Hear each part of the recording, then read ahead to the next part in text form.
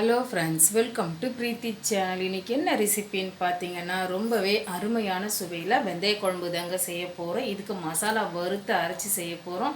தேங்காய் பால் சேர்த்தும் செய்ய போகிறோங்க. இப்படி செய்யும்போது டேஸ்ட்டு ரொம்பவும் சூப்பராக இருக்குங்க. இது சுட சுட சாதத்தோடு நம்ம வச்சு சாப்பிடும்போது இன்னமும் ரொம்ப நல்லா இருக்குங்க. இதுக்கு எந்த சைடிஷும் தேவையில்ல, அப்பளம் இல்லைன்னா கூட்டு இருந்தால் ரொம்பவே நல்லா இருக்குங்க. வாங்க இந்த வெந்தய குழம்பு எப்படி செய்யலான்றதை பார்க்கலாம்.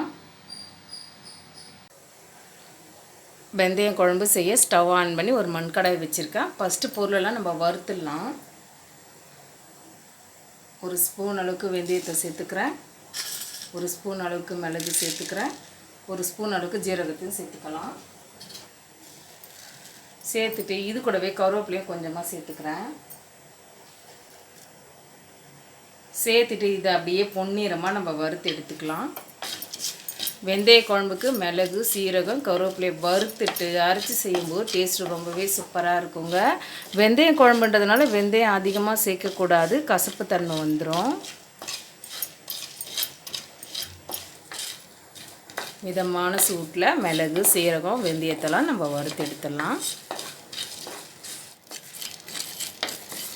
மிளகு, சீரகம், வெந்தயம், கருவேப்பிலையை வாசனை வர அளவுக்கு வறுத்தாச்சு. நான் சின்னதாக இடிக்கல்லி வச்சுருக்கேன், அதில் தான் இடிச்சிக்க போகிறேன். அதில் சேர்த்துட்றேன்.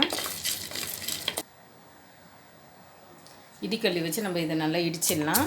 மிக்சியில் நம்ம அரைச்சி தூள் பண்ணி சேர்த்துக்கலாம். இருந்தாலும் இடிக்கல்லில் இடித்து சேர்க்கும்போது இந்த வெந்தய குழம்புக்கு டேஸ்ட்டு ரொம்பவே நல்லாயிருக்கும். இடிக்கல்லில் இதை நல்லா பவுடர் பண்ணிவிட்டேன். இது ஒரு சைடாக இருக்கட்டும். வெந்தய குழம்புக்கு தேங்காய் பால் சேர்த்து தான் செய்ய போகிறோம். அதனால் ஒரு கப்பில் தேங்காய் துருவல் பார்த்திங்கன்னா மிக்ஸி ஜாரில் சேர்த்துக்கிறேன். இது கூடவே 4 பல் பூண்டையும் சேர்த்துக்கலாம். ஒரு 4 சின்ன வெங்காயத்தையும் இதோடு சேர்த்துட்றேன். இது மூழ்கிற அளவுக்கு நம்ம கொஞ்சமாக தண்ணி சேர்த்துட்டு இதை அரைச்சி எடுத்துகிட்டு வந்துடுறேன்.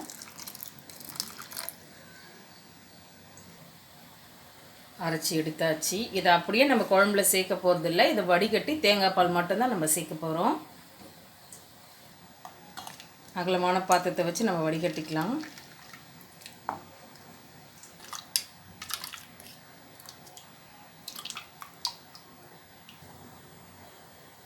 தேங்காய் பாலை வடிகட்டி எடுத்துகிட்டு இது ஒரு 1/2 லிட்டர் அளவு இருக்கும். நம்ம எந்த அளவுக்கு குழம்பு வேணுமோ அந்த அளவுக்கு தேங்காய் சேர்த்துட்டு நம்ம பால் எடுத்துக்கலாம். வெந்தய குழம்பு தாளிக்க ஸ்டவ் ஆன் பண்ணி கடாய் வச்சுட்டு தேவையான அளவுக்கு நம்ம எண்ணெயை சேர்த்துடலாம். எண்ணெய் சூடாயிடுச்சு. ஒரு ஸ்பூன் அளவுக்கு கடுகு உளுத்தம்பருப்பு சேர்த்துக்கலாம். 1/2 ஸ்பூன் அளவுக்கு வெந்தயம் சேர்த்துக்கிறேன். 1/2 ஸ்பூன் அளவுக்கு ஜீரகத்தையும் நம்ம சேர்த்துக்கலாம்.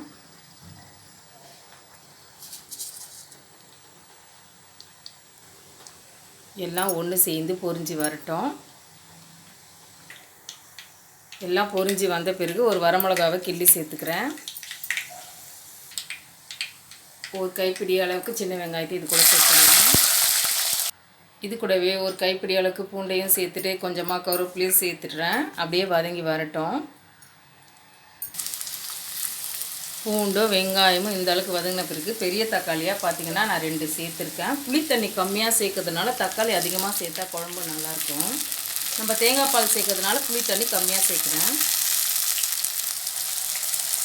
தக்காளி இந்த எண்ணெயிலே நல்லா வதங்கி வரட்டும்.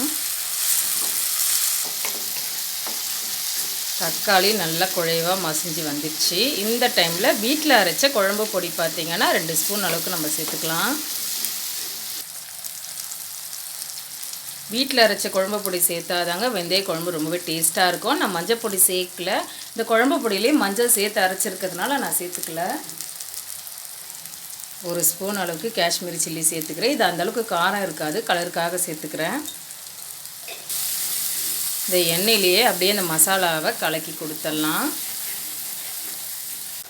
1/4 கப் அளவுக்கு புளி தண்ணி சேர்த்துட்றேன். இது கூடவே கொஞ்சமாக இது கூட தண்ணியும் சேர்த்துலாம். சேர்த்துட்டு அப்படியே கொதித்து வரட்டும்.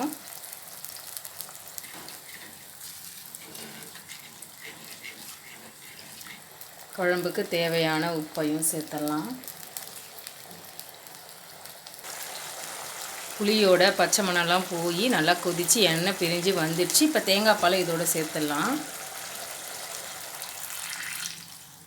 தேங்காய் பால் சேர்த்துட்டு நல்லா கொதித்து வரட்டும். தேங்காய் பால் சேர்த்ததுனால குழம்பு திரிஞ்சிரும்னு பயப்பட வேண்டாம். இன்னமும் சூப்பராக இருக்குங்க குழம்பு இப்படி கொதித்து வரும்போது தான்.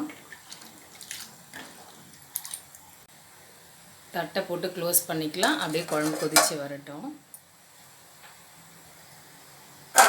குழம்பு நல்லா கொதிக்க ஆரம்பிச்சிச்சு. கம்மியான அனலில் தாங்க குழம்பு கொதிக்க விடணும். அப்போ தான் குழம்பு நல்லா கொதித்து வரும்.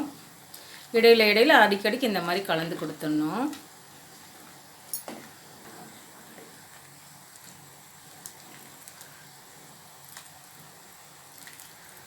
நல்லா கொதித்து நல்லா கெட்டியாகிற வரைக்கும் அப்படியே கம்மியான அனலையே நம்ம கொதிக்க விட்டுடலாம்.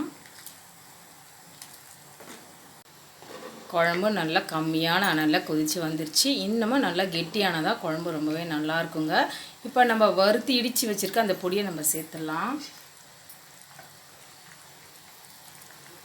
சேர்த்துட்டு இதை அப்படியே கலரி கொடுத்துட்றேன். இன்னமும் கொதித்து வரட்டும் குழம்பு.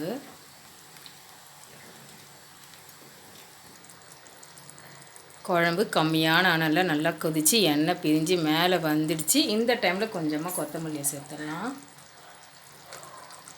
சேர்த்துட்டு நம்ம ஸ்டவ் ஆஃப் பண்ணிக்கலாம். அவ்வளோதாங்க, மணக்க வெந்தய குழம்பு நல்லா சூப்பராக ரெடி ஆகிடுச்சிங்க.